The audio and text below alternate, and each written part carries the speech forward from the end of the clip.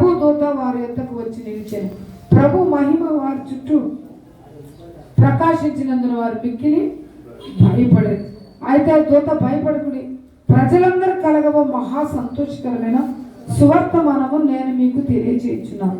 ఎందుకు వచ్చాను తెలుసా? మేము దేవదూతలము దావీదు పట్టణంలో నేడు రక్షకుడు పుట్టాడు.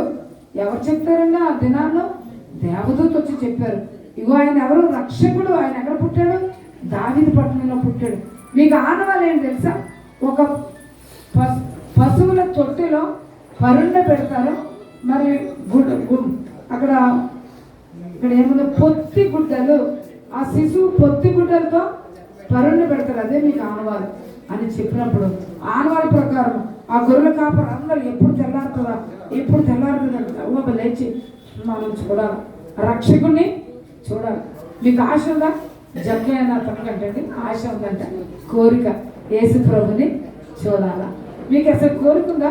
యేసు ప్రభుని చూడాలా, యేసు ప్రభు స్వరం వినాలా అని కోరుకుంటే, నీ కోరుకుంటే దేవుడు తీర్చుతాడు. వాళ్ళకి కోరిక యేసుని చూడాలా. దేవదూతలు రాత్రి చెప్పారు, వెళ్ళిపోవాలా, పొద్దున్న లెగ్గానే యేసు ప్రభుని చూడాలా, యేసు ప్రభుని చూడాలని గొర్రెల కాపర్లు అందరూ చక్కగా పొద్దున్నే బయలుదేరారంట. చిన్న మంచి గొర్రెలు తీసుకొని, బలమైనవి చక్కని గొర్రెలు తీసుకొని వాళ్ళు వెళ్తున్నారు. ఎక్కడికి వెళ్తున్నారు?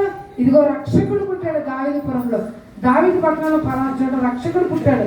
ఇంకొకరు అడుగుతున్నారండి, ఎక్కడికి వెళ్తున్నారు? గొర్రెలు విడిచిపెట్టి రక్షకుడు చూడటానికి వెళ్తున్నాం, పలానా చోట రక్షకుడు పుట్టాడు అంటున్నాడు. అందరూ అడుగుతున్నారంటే ఎక్కడికి వెళ్తున్నారు? పొద్దున్నే రక్షకుడు చూడటానికి. మీరు ఎప్పుడైనా చెప్పారా? మనం పరిగెత్తుకు రావడమే సరిపోదు కదా, ఎవరు మనం రెండే అని పిలిచారా? రక్షకుడు చోటకి పిలవాలా. రక్షకుడు అంటే యేసుని పరిచయం చేయాలి, యేసు ప్రభు మందిరానికి తీసుకురాలి. ఉన్నవాళ్ళు కూడా మనం ఏం చేస్తాం? ఉన్నవాళ్ళు కూడా వచ్చిన వాళ్ళు కూడా గంటేస్తాం కదంటే అలా ఉండకూడదు. వాళ్ళు ఏం చేశారు తెలుసా? రక్షకుడిని రండి, మేము చూసాము, చూస్తాకి వెళ్తున్నాం, రండి అక్కడ పలానా చోట పుట్టాడని.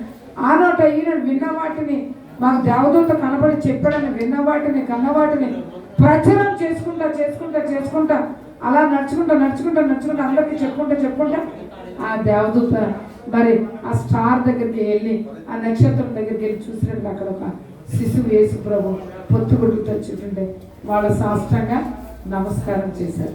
ఇక్కడ గొర్రెల కాపర్లో నమస్కారం చేస్తున్నారు, పూజించారు. అక్కడ బంగారం సాంబ్రాణి బోళం తీసుకొచ్చి జ్ఞాని అయిన దేవుణ్ణి ఆరాధించడానికి వచ్చారు. మనం ఏం చేయాలి? క్రిస్మస్ అంటే ఏంటి? ఆరాధన కదా. క్రిస్మస్ అంటే ఏంటి చెప్పండి? ఆరాధన. కాబట్టి మనం ఏం చేయాలంటే క్రిస్మస్ అంటే దేవుని స్తుతించాలి. దేవా ఎంత గొప్ప దేవుడు నువ్వు, నిజమైన దేవుడు నాకు దొరికావు. అందరు హృదయాల్లో యేసే జన్మించాడా? 2025 సంవత్సరంలో అంటే దావీదు పట్టణంలో పుట్టాడు. నీ హృదయంలో పుట్టాడా? పుట్టాడా లేదా? చెప్పాలి, అందరూ అధికారికంగా చెప్పాలి, నా హృదయంలో యేసే పుట్టాడు. దేవునికి వందనాలు. ఒకవేళ నీ హృదయం ఇంకా పుట్టలేదనుకో, పుట్టకపోతే చీకటే.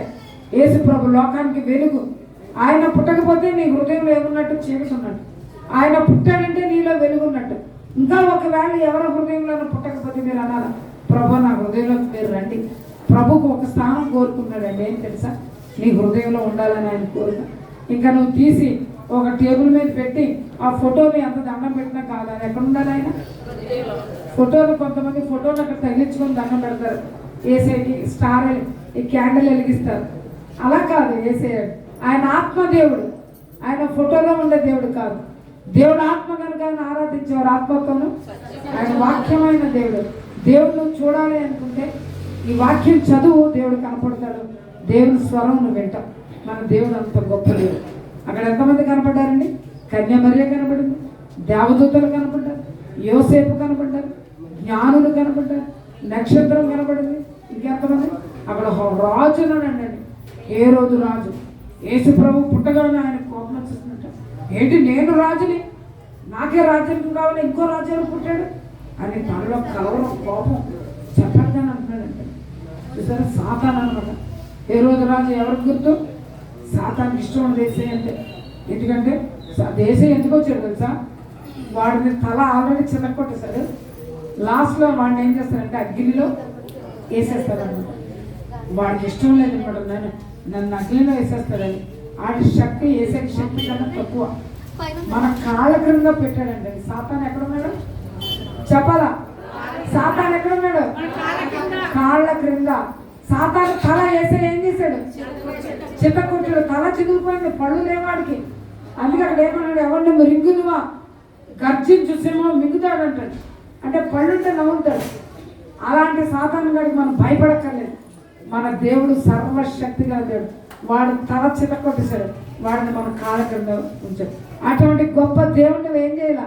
దేవా, నువ్వెంత గొప్ప దేవుడు తండ్రి, నాకు ఇచ్చే రక్షణ నా భర్తకు కూడా కావాలని కోరుకోవాలి, మా అత్తకు కావాలా, మా అమ్మకు కావాలా, నా కొడుకు కావాలా, నా కోడలు కావాలా, నా కూతురు కావాలా, నా అల్లుడు కావాలని కోరుకోవాలండి. లేకపోతే వాళ్ళు ఎక్కడికి వెళ్ళిపోతారంటే అగ్నిగుండంలోకి, నరకంలోకి వెళ్ళిపోతారు. అప్పుడు నువ్వు ఏడుస్తావు, అయ్యో నీ కూతురు అక్కడ అగ్నిగుండంలో కొట్టుకుంటే నీకు ఆనందమా, బాధ, దుఃఖమా? చెప్పండి.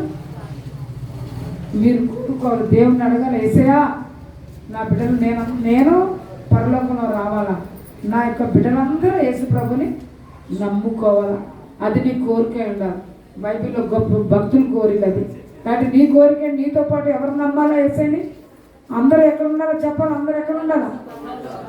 నువ్వు ఒక్కడగానే నమ్ముకోవాలా? అది కాదు. కుటుంబం నమ్ముకుంటే కుటుంబం అంతా ఎక్కడ ఉంటారు? భూమి మీద. కుటుంబం ఒక పరలోకం దేవుడు ఇస్తాడు. కాబట్టి ఇటువంటి దేవాది దేవునికి మీరు ప్రథమ స్థానం ఇవ్వాలా. యేసయ్య గురించి చెప్పాలా. రోజుకి ఒకరికి, నీ బంధువులకి, నీ పక్కోళ్ళకి, డ్యూటీలో ఉన్న వాళ్ళకి యేసయ్యని గొప్ప దేవుడు నమ్ముకో. నమ్ముకుంటే ఏముందంటే మన పాపాలు క్షమిస్తాడు. పాపాలు క్షమించే అధికారం ఎవరికి లేదు. చూడండి, పాపిగానే ఉండిపోతాడు. యేసు ప్రభు ఒక్కడే క్షమిస్తాడు. ఆయన దగ్గరకు వచ్చి ఏమన్నాలంటే, యేసయ్యా నేను పాపిని ప్రభువా, నీ రక్తంలో, ఆయన రక్తం పరిశుద్ధ రక్తం, సిలువులో ఆయన రక్తం కార్చాడు నీ కొరకు. ఆయన కిరీటం పెట్టారు. మరి నా కొరకే, మన కొరకే. చేతుల్లో మేకులు, కాళ్ళల్లో మేకులు, పక్కల్లో బళ్ళు, శరీరం అంతా దెబ్బలు ఎందుకు చెప్పండి? నా కొరకు పుట్టాడు. నా కొరకు సిలువులో ఆయన చనిపోయాడు. చనిపోయి సిలువులో ఆయన లేడండి, సమాధి చేశారు. 3వ దినాన్న తిరిగి. హల్లెలూయా. సమాధిలో లేడు మన దేవుడు, సజీవుడు. అటువంటి గొప్ప దేవుడు మన దేవుడు. కాబట్టి అటువంటి దేవుని మనం ఏం చేయాలి? ఆరాధించాలి. ఆయన పరలోకంలో ఉన్నాడు. నీ కొరకు, నా కొరకు స్థలం సిద్ధపరుస్తుంది. ఇటువంటి గుడ్ న్యూస్ లోకానికి ఉదయించింది. అదే క్రిస్మస్. క్రిస్మస్ అంటే ఏంటి? క్రీస్తు గురించి చెప్పుకోవడం, క్రీస్తుని ఆరాధించడం. దేవుడి మాటలు దీవించింది కాదు. ఓకే, 2 చేతులు దేవస్వామి చెప్తా. హల్లెలూయా.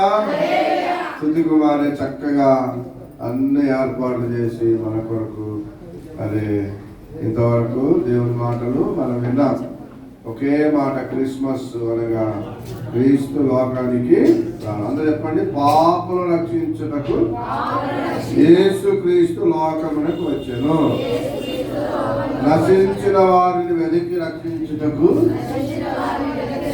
యేసు క్రీస్తు వచ్చెను. ఎందుకు వచ్చాడంట? పాపులను రక్షించడానికి. ఎవరు వచ్చారు? యేసు. పాపులు ఉన్నారు, రక్షకులు ఉన్నారు. పాపులు అంటే ఎవరు? ఏ భేదము లేదు, అందరు పాపులే. పుట్టుకతోనే పాపులు. పెద్దలు లేరు, చిన్నలు లేరు, ధనవంతులు లేరు, ధనికులు లేరు, చదువుకున్నాడు, చదువులేనివాడు, విద్యావంతులు, విద్యాహీనులు ఎవ్వరు కూడా అతీతులు కాదు. ఏ భేదము లేదు. నల్లోడు, తెల్లోడు ఎవ్వరు లేదు. పొట్టోడు లేడు, పొడుగు లేడు. అందరూ కూడా ఏం చేశారు? పాపం. ఎవరు ఇప్పుడు అమ్మగారు చెప్పింది, ఎవరు చెప్పక్కర్ల పిల్లలకు ఏమొస్తాయి? కూతులు. అంటే పుట్టుకలోనే ఏముంది? పాపము, పాపలోకము. కాబట్టి యేసు అనే ఆయన ఈ పాపను రక్షించడానికి ఈ లోకానికి వచ్చాడు. నువ్వు అనొచ్చు, నా పాపం పోగొట్టుకోవాలంటే ఎక్కడికి వెళ్ళాలి? కొండెక్కాలా, గుట్టెక్కాలా, స్నానం చేయాలా, గంగా అక్కర్లా. ఒక్క మాట, నేను పాపిని, యేసయ్య నా పాపాలన్నీ కడిగేసి తీసేయి అంటే చాలు. ఏ బైబిల్లో ఒక మాట ఉంటుంది. అందులో ఎప్పుడు యేసు రక్తం ప్రతి పాపము నుండి మనలను పవిత్రులుగా చేయును. ఇప్పుడు పరలోకం పోవాలంటే పరిశుద్ధులే పోతాం. ఇప్పుడు మీ పిల్లోడు స్కూల్కి వెళ్ళిన తర్వాత సాయంకాలం వచ్చిన లోపల తీసుకెళ్తావా? ఏమైపోయాడు? పొద్దున మంచి పౌడర్ వేసి అది చేసిపోయాడు. సాయంకాలం వాడు ఏమైపోయాడు? ఓ మట్టి కొట్టుకొని బురద కొట్టుకొని అంతా ఎదురు తొక్కేసుకొని వచ్చే చక్కగా ఓ మా ఇంటి స్థానాన్ని వెళ్ళిపోయి ముద్దులే పెట్టవు. మళ్ళా వాడిని బయటే కొన్నిసార్లు బయటే ఏం చేస్తారు. ఇప్పుడు ఎవరైనా మన ఇంటికి వచ్చారనుకో ఏం చేస్తారు, కాదు ఎందుకు ఏదో మట్టి ఉందేమో, ఏదైనా ఏమన్నా అంటుకున్నదేమో, లేకపోతే మసి ఉందేమో, లేకపోతే ఏదైనా. అలాగే దేవుడు మనలో కూడా ఎట్లయినా ఉన్నమాట రానియాడు. ఏం చేయాలి, మనము శుభ్రంగా కడగబడాలి. యేసు రక్తమే మనం కడిగితే ఆటోమేటిక్గా అక్కడికి పరలోకానికి వెళ్తాం. మంచిది. స్తుతి కుమారి వారి ఫ్యామిలీ ముందుకు వచ్చినట్లయితే అందులో ఒక చిన్న పాట అక్షయ మీరు అందరూ వెళ్తే ఒక పాట సత్యం ఇంకో పాట.